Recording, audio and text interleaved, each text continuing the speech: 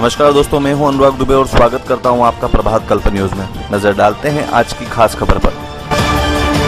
दिल्ली में हुए हमले पर अखंड भारत सेना के राष्ट्रीय अध्यक्ष आलोक राणा ने व्यक्त की प्रतिक्रिया। लखनऊ, दिल्ली। राजधानी दिल्ली में हुए हालिया आतंकी हमले को लेकर हिंदूवादी संगठन अखंड भारत सेना के राष्ट्रीय अध्यक्ष आलोक राणा ने गहरी चिंता व्यक्त की है। मीडिया से बातचीत में राणा ने कहा कि इस घटना ने पूरे देश को हिलाकर रख दिया है और इससे सुरक्षा व्यवस्था को और सुदृढ़ करने की आवश्यकता महसूस होती है। राणा ने कहा कि दिल्ली में हुआ यह हमला दिल को झकझोर देने वाला है। देशवासियों को सतर्क रहने और आपसी एकता को मजबूत करने की आवश्यकता है। उन्होंने सरकार से इस मामले में कठोर कार्रवाई की मांग करते हुए कहा कि जो भी व्यक्ति या संगठन इस हमले में दोषी पाया जाए, उसके विरुद्ध तुरंत सख्त कार्रवाई की जानी चाहिए। इस दौरान राणा ने पूर्व प्रधानमंत्री स्वर्गीय अटल बिहारी वाजपेयी द्वारा एक समय दिए गए विवादित बयान का उल्लेख किया। हालांकि यह बयान वर्षों पूर्व एक राजनीतिक संदर्भ में दिया गया था, लेकिन राणा ने इसे वर्तमान घटना से जोड़ते हुए कड़ा रुख दिखाया। राणा ने आगे कहा कि आतंकी घटनाएं देश की शांति और कानून व्यवस्था के लिए चुनौती है और इसके लिए केंद्र सरकार को मजबूत कदम उठाने चाहिए। उन्होंने कहा कि संगठन सरकार से आग्रह करता है कि अपराधियों को कानूनी प्रक्रिया के तहत शीघ्रतम कठोर दंड दिया जाए। घटना की जांच सुरक्षा एजेंसियों द्वारा तेजी से की जा रही है और केंद्र सरकार ने कहा है कि दोषियों को किसी भी सूरत में बख्शा नहीं जाएगा।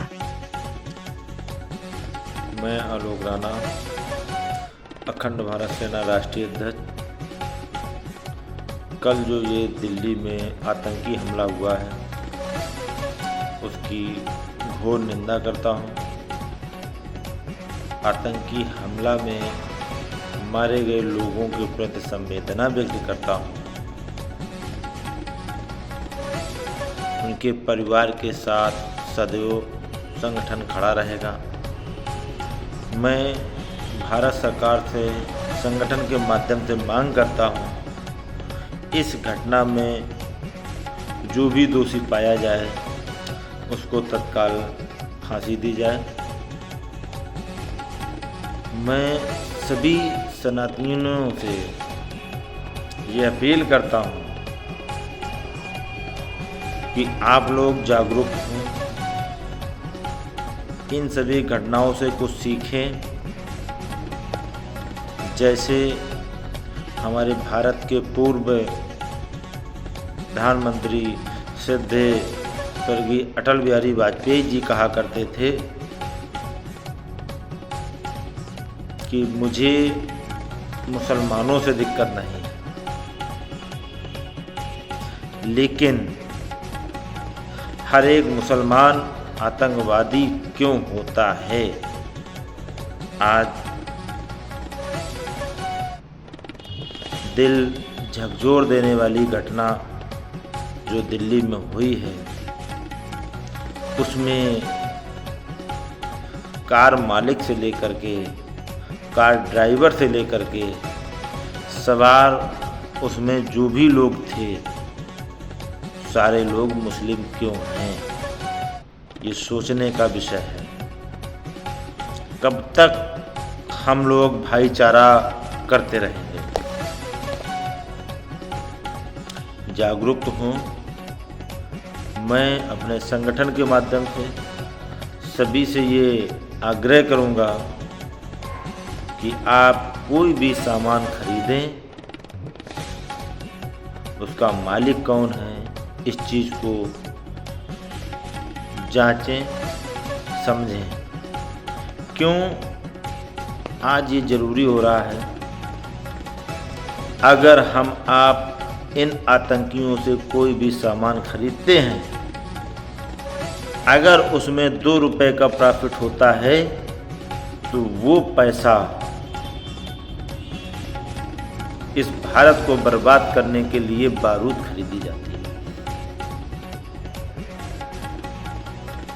आतंकी हमले किए जाएंगे, हम लोग सतर्क हों।